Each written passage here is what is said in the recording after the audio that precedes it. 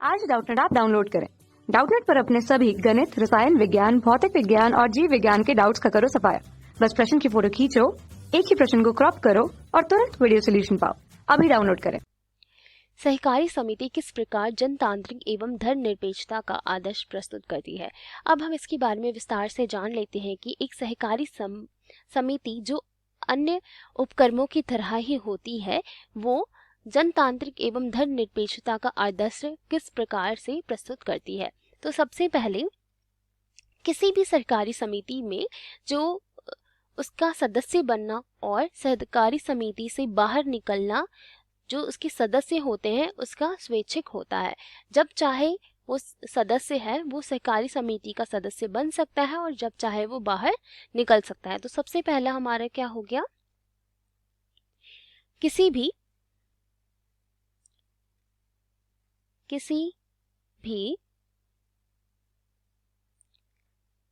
सहकारी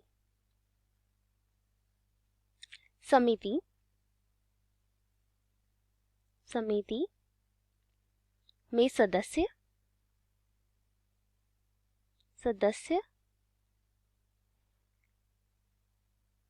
बनना एवं सदस्यता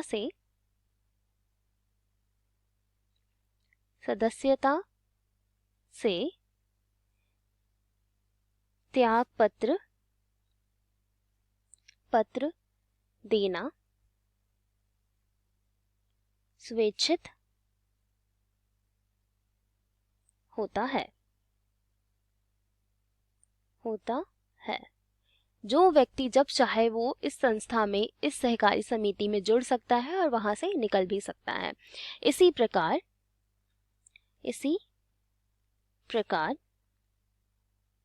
कोई भी व्यक्ति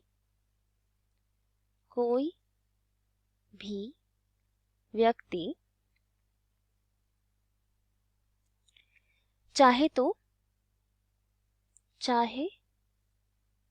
वह किसी भी धर्म का हो, धर्म या जाति या अथवा राज्य का हो,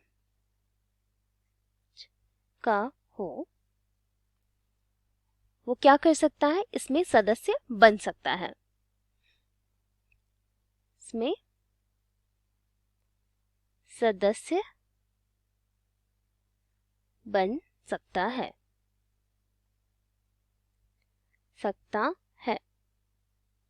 तो ये बहुत ही महत्वपूर्ण शब्द है कि अगर कोई सा भी व्यक्ति जो किसी भी धर्म का हो, किसी भी जाति का हो या फिर किसी भी राज्य से हो, वो क्या कर सकता है, इस सहकारी समिति का सदस्य बन सकता है यदि उसका समान हित हो तो। और इसमें क्या होता है, सहकारी समिति में समान हित की ही पालन किया जाता है। तो यदि उस व्यक्ति का समान हित हो तो, यदि उसका सामान्य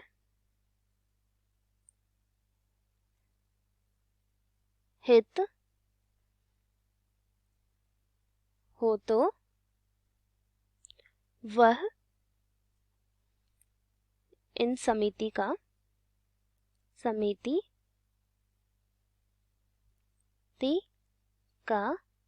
सदस्य कभी भी बन सकता है।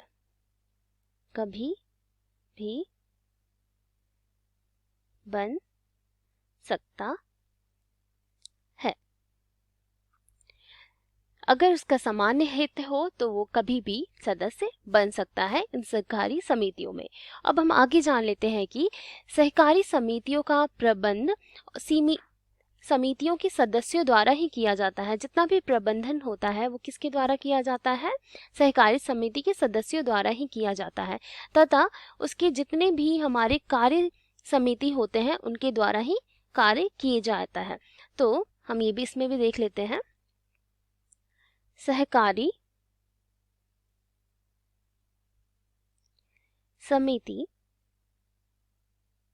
समितियों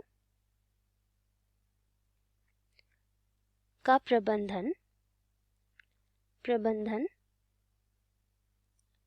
समितियों के सदस्यों द्वारा ही होता है। समिति के सदस्यों द्वारा चुने हुए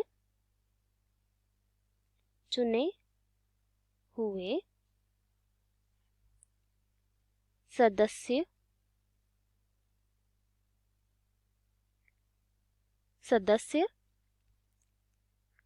कार्य समिति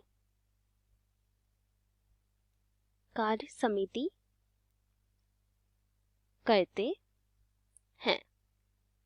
अर्थात हम ये कह सकते हैं कि सहकारी समिति का प्रबंधन समिति के जितने भी सीमित सदस्य होते हैं उनके द्वारा ही चुने हुए सदस्य द्वारा किया जाता है। ये लिख सकते हैं कि समिति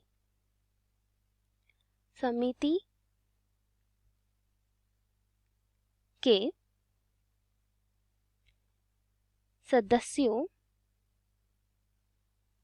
सदस्यों का अधिकार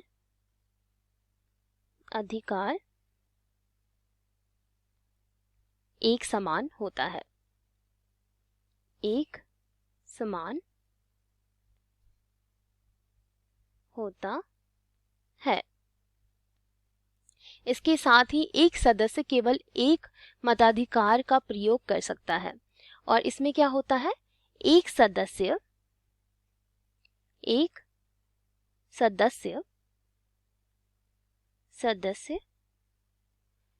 केवल एक ही मताधिकार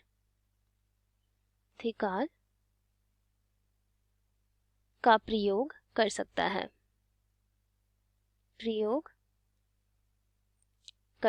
है, चाहे उसके पास कितने ही अंश क्यों ना हो। चाहे उसके पास कितने ही ज्यादा अंश क्यों ना हो। इसका अर्थ है कि जितने भी सहकारी समिति में सदस्य होते हैं सब एक ही समान होते हैं, क्योंकि सबको ही मताधिकार का हक एक ही होता है, भले ही उनके पास कितने ही अंश क्यों ना हो। इसी प्रकार समिति का प्रबंधन लोकतांत्रिक तरीके से किया जाता है और जितना भी इसका प्रबंधन होता है इस प्रकार समिति का प्रबंधन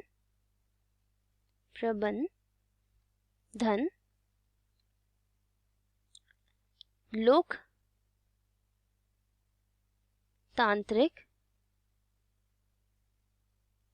तरीके से होता है। तो अब ये कह सकते हैं कि साफ साफ इन सभी बातों से पता चलता है कि ये धर्मनिरपेक्ष और जाति तंत्र का क्यों माना जाता है, क्योंकि सबसे पहला तो इसके सदस्यों की जितना भी त्याग करना हो, इसमें शामिल होना हो, सभी क्या होती है, स्वैच्छिक होती है। अगर वो व्यक्ति चाहे तो कभी भी वो समिति से बाहर निकल सकता है और कभी भी उस समिति में आ सकता है, इसमें कोई भी रोक टोक नहीं है। दूसरा, इसके व्यक्ति जितने भी चाहे वो कोई से भी धर्म के हो, कोई से भी जाति के हो और कोई से भी राज्य से हो, सभी व्यक्ति इस समिति में शामिल हो सकते हैं। कोई भी भेदभाव नहीं हो सकता कि इस धर्म के व्यक्ति इस समिति में शामिल नहीं होंगे और इस राज्य के व्यक्ति इस सदस्य में शामिल नहीं हो सकते, इसका कोई सा भी प्रतिबंध नहीं है।